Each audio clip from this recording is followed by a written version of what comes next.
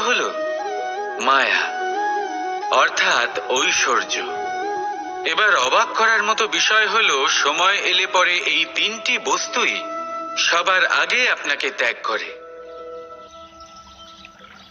অন্ধকারে ছায়া আপনাকে ত্যাগ করে, বার্ধক্যে কায়া আপনাকে ত্যাগ করে, আর অন্তিম সময়ে মায়াও আপনাকে ত্যাগ করে।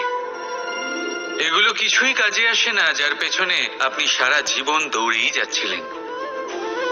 যদি কিছু কাজে লাগে, তা হলো আপনার প্রেমপূর্ণ ব্যবহার যা আপনি সংসারকে দিয়েছেন। এ হলো সেই প্রেম যা অন্ধকারে প্রদীপ হয়ে আপনাকে আলো দেবে। এ হলো সেই প্রেম যা বার্ধক্যে হাত রূপে আপনাকে শক্তি দেবে, সহায়তা করবে। আর যখন আপনার কাছে অর্থ থাকবে না, তখন এই প্রেমই আপনাকে সামর্থ্য যোগাবে।